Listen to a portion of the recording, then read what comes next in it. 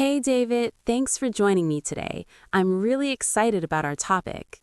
Thanks for having me, Natalie. So, what are we talking about today? We're diving into something that almost every English learner struggles with: how to stop translating in your head and start thinking directly in English. Oh, that's such a big challenge. I remember when I was learning, I used to translate everything. Someone would say, "How are you?" And in my head, I'd think the words in my language first, then translate to English, then respond. It was exhausting. Exactly. And by the time you finish translating, the conversation has already moved on. That's why today we're sharing practical strategies that actually work.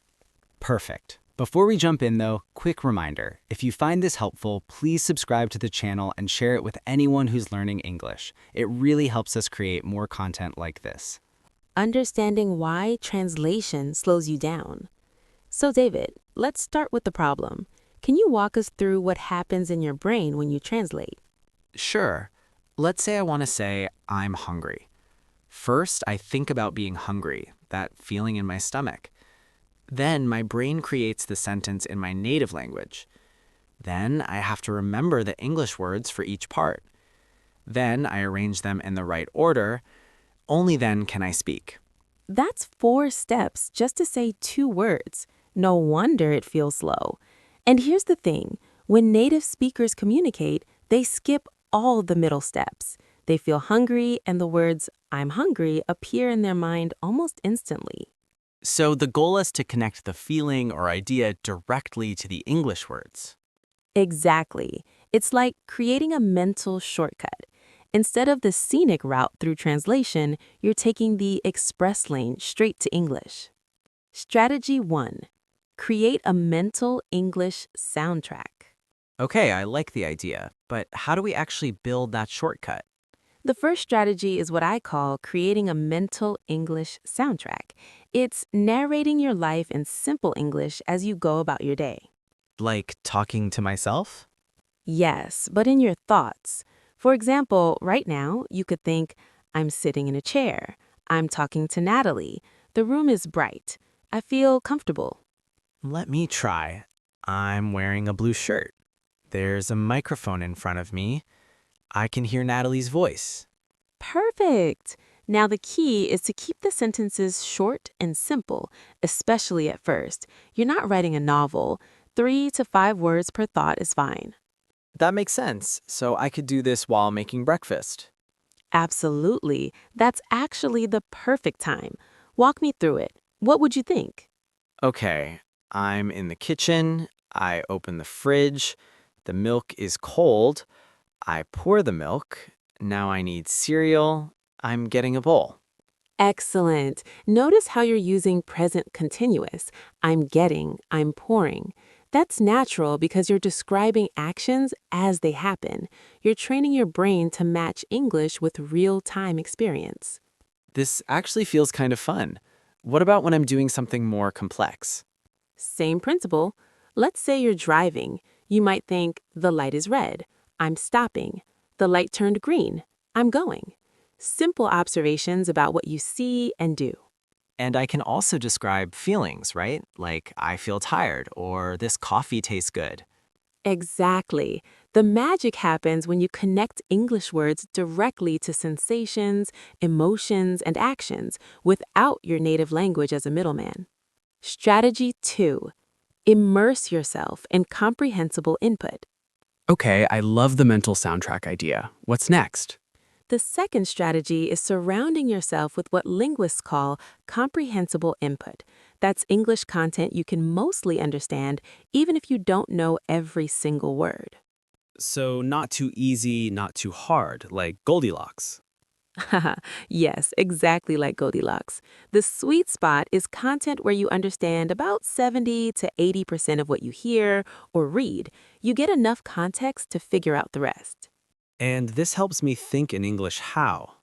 When you listen to or read English regularly, you're absorbing natural sentence patterns, phrases, and rhythms. Your brain starts to internalize how English actually sounds and flows. It's like, have you ever had a song stuck in your head? All the time. Sometimes I wake up with a song playing in my mind. Right. That's because your brain has heard that song so many times that it's created a pattern. The same thing happens with language. The more you listen to English, the more those patterns become automatic. Okay, so what should I listen to? English news?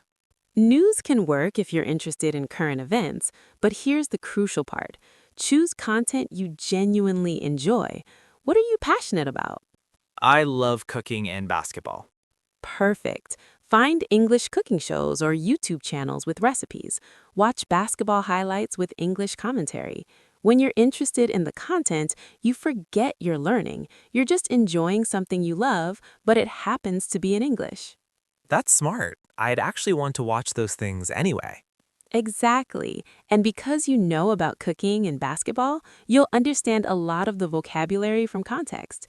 Someone says, dice the onions, while showing a knife chopping an onion. You learn dice without translating. What about podcasts? Can those help? Podcasts are fantastic, especially conversational ones like this, where people speak at a moderate pace.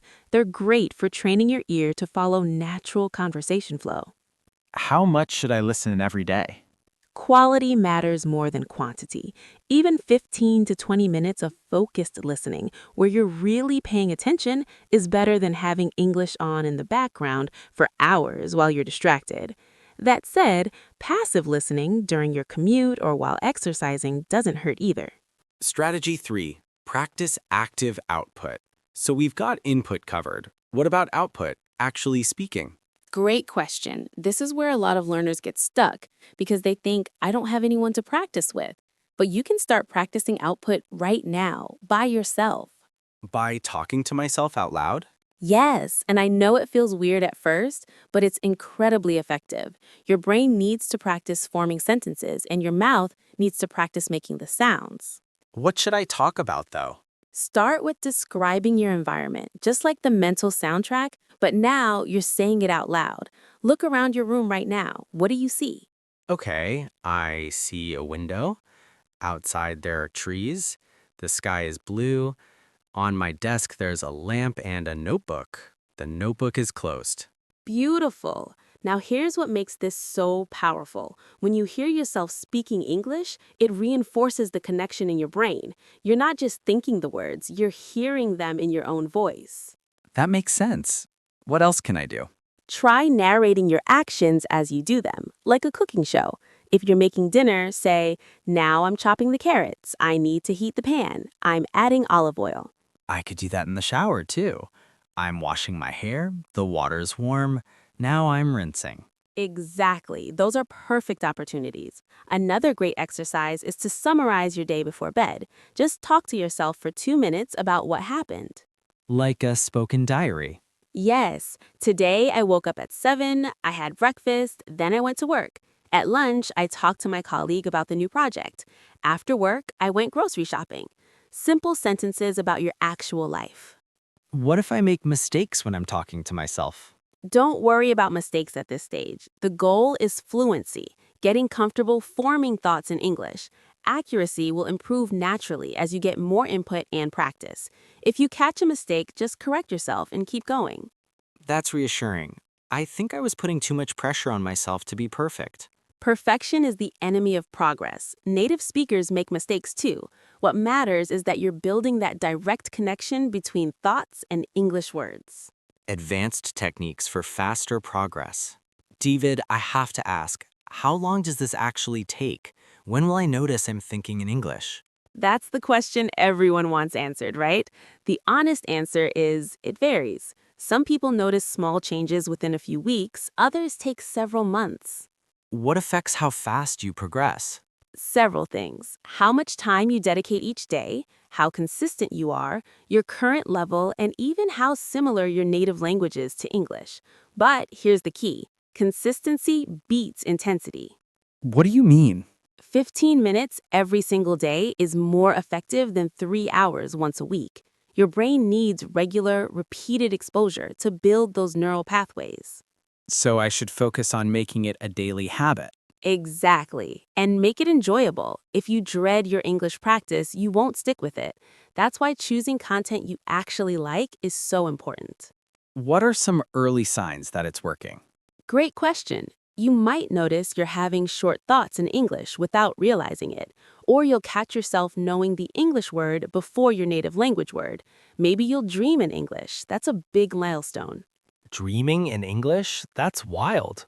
It happens more often than you think. Your subconscious processes language while you sleep, and when you've been immersed enough, it shows up in your dreams. Common mistakes to avoid. Before we wrap up, what mistakes should people avoid when trying to think in English?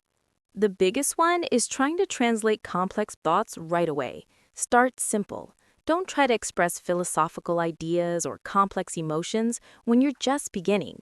Keep it basic. Yes, the coffee is hot, I like it, is better than struggling to express the nuanced flavor profile of this artisanal blend reminds me of. You build complexity gradually. What else? Getting frustrated when you slip back into translating. It's completely normal to go back and forth. Don't beat yourself up about it. So, be patient with myself? Absolutely. Language learning isn't linear. Some days you'll feel like you're making huge progress. Other days, it'll feel like you've forgotten everything. Both are normal. Any other common pitfalls? Choosing content that's too difficult. Remember the Goldilocks principle. Not too hard, not too easy. If you're looking up every other word, it's too difficult and you'll get discouraged. Your action plan. Okay, Natalie, let's give our listeners a clear action plan. If someone is listening to this right now, what should they do today? Great idea. Here's what I'd recommend. First, right now, start your mental English soundtrack. Describe where you are, what you're doing. Make it a game. See how long you can keep it going. Even just 5 minutes to start? 5 minutes is perfect. Second, find one piece of English content you'll genuinely enjoy. A podcast about something you love, a YouTube channel, a TV show. Commit to 15 minutes today. And third? Third, before bed, spend just 2 minutes speaking out loud in English. Describe your room or summarize your day. Don't worry about mistakes, just speak. So, mental soundtrack, 15 minutes of listening, and 2 minutes of speaking. That's totally doable. And if you do that every day for a month, you will notice a difference, I promise. Final thoughts. Natalie, this has been such a helpful conversation. Any final words of wisdom? Just this, thinking in English isn't some magical ability that only talented people achieve. It's a skill you build through practice, just like riding a bike or playing an instrument. Be patient with yourself, stay consistent, and most importantly, make it fun. Love it. And remember, everyone, if you found this valuable, please subscribe to the channel and share it with anyone who's learning English.